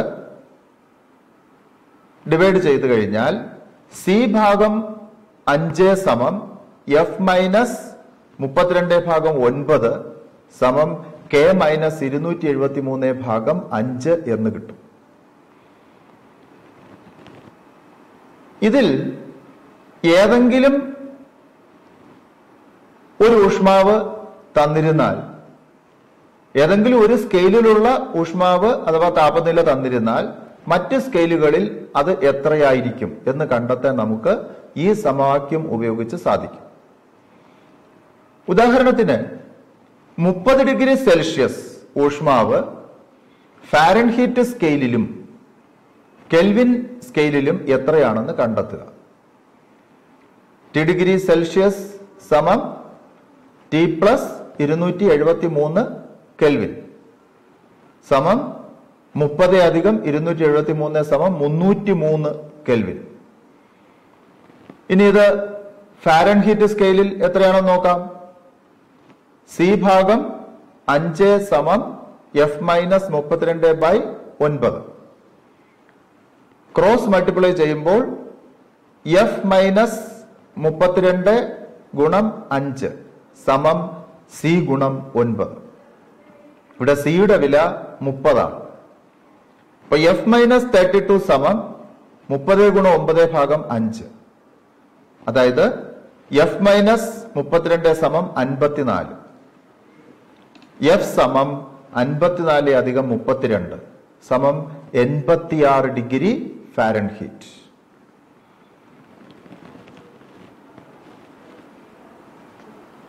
ചില പ്രധാനപ്പെട്ട താപനിലകൾ 3 സ്കെയിലുകളിലും എപ്രകാരമാണെന്ന് നമുക്ക് നോക്കാം. ഊഷ്മാവ് അളക്കുന്ന സന്ദർഭങ്ങൾ, ഊഷ്മാവ് 3 സ്കെയിലിലും ഉള്ളത്: degree Celsius scale, degree Fahrenheit, kelvin. ജലത്തിന്റെ തിളനില ഡിഗ്രി സെൽഷ്യസ് സ്കെയിലിൽ 100 ഡിഗ്രി സെൽഷ്യസ് ആണ്. ഫാരൻഹീറ്റ് സ്കെയിലിൽ 212 ഡിഗ്രി ഫാരൻഹീറ്റ് ആണ്. കെൽവിനിൽ 373. ശരീരോഷ്മാവ് 37 ഡിഗ്രി സെൽഷ്യസ്. അത് ഫാരൻഹീറ്റ് സ്കെയിലിൽ വരുമ്പോൾ 98.6 ഡിഗ്രി ഫാരൻഹീറ്റ്. കെൽവിൻ സ്കെയിലിൽ 310 കെൽവിൻ. ഐസ് ഉരുകുന്ന ഊഷ്മാവ് സെൽഷ്യസ് സ്കെയിലിൽ 0 ഡിഗ്രി സെൽഷ്യസ്, ഫാരൻഹീറ്റ് സ്കെയിലിൽ 32 ഡിഗ്രി ഫാരൻഹീറ്റ്, കെൽവിൻ സ്കെയിലിൽ 273 കെ. അന്തരീക്ഷ താപനില സെൽഷ്യസ് സ്കെയിലിൽ 30 ഡിഗ്രി സെൽഷ്യസ്, ഫാരൻഹീറ്റ് സ്കെയിലിൽ 86 ഡിഗ്രി ഫാരൻഹീറ്റ്, കെൽവിൻ സ്കെയിലിൽ 303 കെൽവിൻ. ഇതുപോലെ വ്യത്യസ്ത സ്കെയിലുകളിലുള്ള താപനിലകൾ ശേഖരിച്ച് മറ്റ് സ്കെയിലുകളിലേക്ക് കൺവേർട്ട് ചെയ്യാൻ ശ്രമിക്കുക. കുടിവെള്ളത്തിന്റെ ഊഷ്മാവ് 25 ഡിഗ്രി സെൽഷ്യസ് ആണ്. അത് ഫാരൻഹീറ്റ് സ്കെയിലിൽ 77 ഡിഗ്രി ഫാരൻഹീറ്റ്, കെൽവിൻ സ്കെയിലിൽ 298 കെൽവിൻ. നമുക്ക് പലതരത്തിലുള്ള തെർമോമീറ്ററുകൾ നമ്മൾ പരിചയപ്പെട്ടിട്ടുണ്ട്. അതിലൊന്നാണ് മെർക്കുറി തെർമോമീറ്റർ. മെർക്കുറി തെർമോമീറ്റർ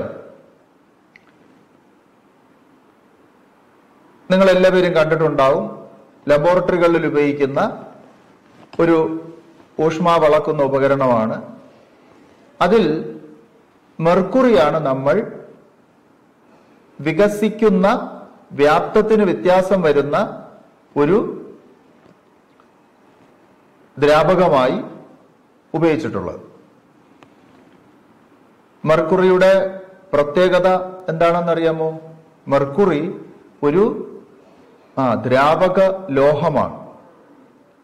ദ്രാവക ലോഹം. ഈ ദ്രാവക ലോഹത്തിന് എല്ലാ ഊഷ്മാവിലും ഒരേ നിരക്കിൽ വ്യാപ്ത വികസനം, അതായത് മെർക്കുറിയുടെ വ്യാപ്തത്തിലുണ്ടാകുന്ന എക്സ്പാൻഷൻ, വികസനം ഒരേ നിരക്കിലാണ്. നോൺ വോളറ്റൈലാണ്, ബാഷ്പീകരിച്ച് നഷ്ടപ്പെടാത്ത ഒരു ദ്രാവകം കൂടിയാണ് മെർക്കുറി. എങ്ങനെയാണ് മെർക്കുറി തെർമോമീറ്റർ ഉപയോഗിച്ച് നമ്മൾ ഊഷ്മാവ് അളക്കുന്നത്? മെർക്കുറി തെർമോമീറ്ററിൽ ഏറ്റവും താഴെയായി ഒരു മെർക്കുറി ബൾബുണ്ട്. ഈ മെർക്കുറി ബൾബിനെ നമ്മൾ ഒരു പദാർത്ഥവുമായി, ഒരു വസ്തുവുമായി സമ്പർക്കത്തിൽ വെക്കുന്നു. സമ്പർക്കത്തിൽ വയ്ക്കുമ്പോൾ ആ പദാർത്ഥത്തിൽ നിന്നും ഊഷ്മാവ് സ്വീകരിച്ച് മെർക്കുറി വികസിക്കുന്നു, മെർക്കുറിയുടെ വ്യാപ്തം വികസിക്കുന്നു. അപ്പോ മെർക്കുറിയുടെ നിരപ്പ്, ആ മെർക്കുറി കടന്നു പോകുന്ന ഒരു നേർത്ത കുഴൽ എല്ലാ തെർമോമീറ്ററുകളിലും ഉണ്ട്. ആ കുഴലിലൂടെ ഈ മെർക്കുറി മുകളിലേക്ക് ഉയരുന്നു. എപ്പോഴാണോ ഈ ബൾബുമായി സമ്പർക്കത്തിലിരിക്കുന്ന പദാർത്ഥത്തിന്റെ ഊഷ്മാവ് ഇതിനകത്തുള്ള മെർക്കുറിയുടെ വികാസത്തിന് ആനുപാതികമായി തീരുന്നത്, തുല്യമായി തീരുന്നത്, അന്നേരം മെർക്കുറിയുടെ നിരപ്പ് അവിടെ സ്റ്റഡിയാവും. അപ്പോൾ ഏത് അങ്കനത്തിന് നേരെ, ഏത് അടയാളപ്പെടുത്തൽ, ഏത് സംഖ്യയ്ക്ക് നേരെയാണ് മെർക്കുറി നിരപ്പ് നിൽക്കുന്നത്, അതാണ് ആ പദാർത്ഥത്തിന്റെ ഊഷ്മാവായി നമ്മൾ എടുക്കുന്നത്. അത്രയും ഡിഗ്രി സെൽഷ്യസ് എന്ന് പറയും. അതുപോലെ തന്നെ മറ്റൊരു തരത്തിലുള്ള തെർമോമീറ്ററാണ് constant volume gas thermometer, radiation pyrometer. ഇത് ഇൻഫ്രാറെഡ് വികിരണങ്ങൾ ഉപയോഗിച്ച് പ്രവർത്തിക്കുന്ന തെർമോമീറ്ററുകളാണ് റേഡിയേഷൻ പൈറോമീറ്റർ. ഇതിന്റെ ഒരു പ്രത്യേകത, ഇത് ഏത് വസ്തുവിന്റെ ഊഷ്മാവാണോ മെഷർ ചെയ്യേണ്ടത് ആ വസ്തുവുമായി സമ്പർക്കത്തിൽ വയ്ക്കേണ്ടതില്ല. ഏത് പദാർത്ഥത്തിന്റെ ഊഷ്മാവ് അളക്കണമെങ്കിലും ഇൻഫ്രാറെഡ് റേഡിയേഷനുകൾ ആ വസ്തുവിലേക്ക് പതിപ്പിക്കുകയും ആ വസ്തുവിൽ നിന്ന് തിരിച്ചു വരുന്ന ഇൻഫ്രാറെഡ് വികിരണങ്ങളെ വിശകലനം ചെയ്താണ് ആ പദാർത്ഥത്തിന്റെ ഊഷ്മാവ് അളക്കുന്നത്. അതുപോലെ തന്നെ തെർമോ ഇലക്ട്രിക് തെർമോമീറ്റർ. അങ്ങനെ പ്രധാനമായും 3 തരത്തിലുള്ള തെർമോമീറ്ററുകളാണ് നമ്മൾ സാധാരണയായി ഊഷ്മാവ് അളക്കുന്നതിന് ഉപയോഗിക്കുന്നത്.